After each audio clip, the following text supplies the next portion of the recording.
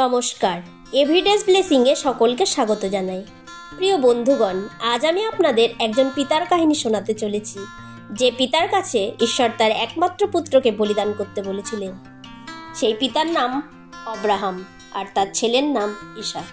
এই অব্রাহাম একজন ঈশ্বরের দাস ছিলেন। তিনি ঈশ্বরকে ভালোবাসতেন আর তাকে শ্রদ্ধা করতেন।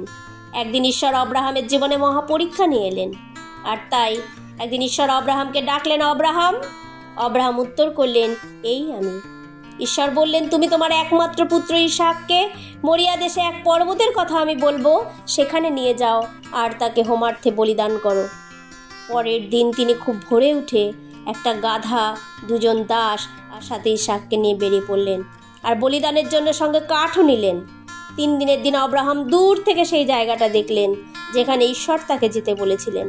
আর অব্রাহাম তার দাসদের বললেন, তোমরা গাধার সাথে এখানে থাকো, আমি আর আমার ছেলে সেখানে পরিপাত করব আর ফিরে আসব।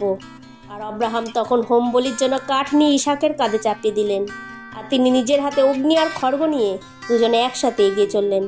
আর তারপর ইসাক অব্রাহামকে প্রশ্ন করলেন, বাবা, বলিদানের জন্য আগুন আর কাঠ দেখতে পাচ্ছি, কিন্তু মেষ কোথায়? অব্রাহাম উত্তর করলেন, ঈশ্বর নিজেই হোম বলির জন্য মেষ শাবক যোগাবেন। এরপর অব্রাহাম সেখানে পৌঁছে এক যজ্ঞবেদী নির্মাণ করলেন, আর সেই বেদির উপর কাঠ সাজিয়ে আর সেই কাঠের উপর ইসাককে বেঁধে দিলেন। এরপর অব্রাহাম তার পুত্রকে বধ করার জন্য যখন খড়গ তুললেন, আর সেই সময় সদাপ্রভুর দূত অব্রাহামকে বললেন, অব্রাহাম। অব্রাহাম বলেন, এই আমি। আর তখন তিনি বললেন, যুবকের উপর খড়গ বিস্তার করো না, তার প্রতি কিছুই করো না। এখন আমি বুঝলাম তুমি ঈশ্বরকে ভয় করো, আর তার জন্য তুমি তোমার একমাত্র পুত্রকে দিতেও অসম্মত নয়। আর অব্রাহাম যখন চোখ তুলে তাকালেন, আর তিনি বললেন, দেখো, পিছন দিকে একটা মেষ বাঁধা আছে। আর অব্রাহাম সেই মেষটিকে এনে তার ছেলের পরিবর্তে মেষটিকে বলিদান করলেন। প্রিয় বন্ধুগণ, এই গল্পটি পবিত্র বাইবেলের একটি সত্য ঘটনা। এটি লেখা আছে আদি পুস্তক 22 অধ্যায় 1 থেকে 13 পদে। প্রিয় বন্ধুগণ, ঈশ্বর অব্রাহামকে পরীক্ষা করলেন।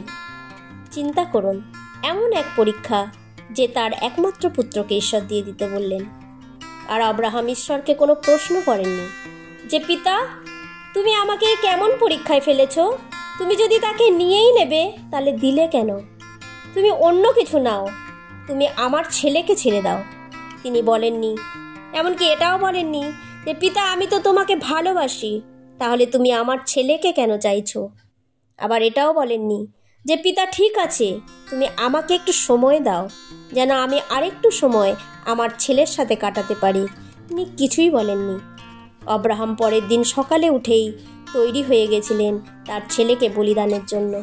প্রিয় বন্ধুগণ, যখন ছেলেমেয়েরা বা ছাত্রছাত্রীরা পড়াশোনা করে আর তাদের বছরের শেষে পরীক্ষা নেওয়া হয়, আর এই পরীক্ষায় তাদের যোগ্যতা বিচার করা হয় যে তারা আরও এক ধাপ উঁচুতে উঠতে পারবে কিনা, আর যখন তারা পরীক্ষায় পাশ করে তাদের প্রমোশন হয়, সেই রকম ঈশ্বর অব্রাহামকে এক বিরাট আশীর্বাদ করবেন বলে মনোনীত করেছিলেন। ঈশ্বর দেখতে চাইলেন যে অব্রাহাম সেই আশীর্বাদের যোগ্য কিনা, আর তাই ঈশ্বর অব্রাহামের পরীক্ষা করলেন, আর এই পরীক্ষায় অব্রাহাম সফল হলেন, আর ঈশ্বর অব্রাহামকে আশীর্বাদ করলেন। আদি পুস্তক 22 অধ্যায় 17-18 পদে লেখা আছে, আমি তোমাকে আশীর্বাদ করব এবং আকাশের তারার মতো আর সমুদ্রের বালুকণার মতো তোমার বংশ বৃদ্ধি করব, আর তোমার বংশের দ্বারা পৃথিবীর সকল জাতি আশীর্বাদ প্রাপ্ত হইবে। প্রিয় বন্ধুগণ, যদি আপনার জীবনেও পরীক্ষা আসে, আপনি কোনো কঠিন পরিস্থিতির মধ্যে দিয়ে যান, তখন ঈশ্বর হয়তো আপনাকেও আগামী দিনে আশীর্বাদ করতে চলেছেন। পরীক্ষার সময় ঈশ্বরকে প্রশ্ন করবেন না, ধৈর্য ধরুন, স্থির থাকুন, মনকে শক্ত করুন।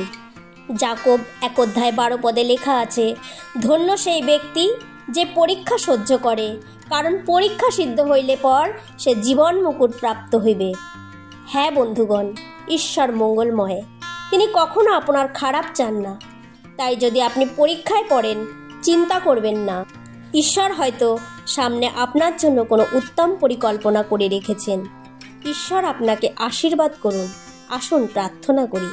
হে সৃষ্টিকর্তা জীবন্ত ঈশ্বর, তোমায় ধন্যবাদ আজকের দিনের জন্য।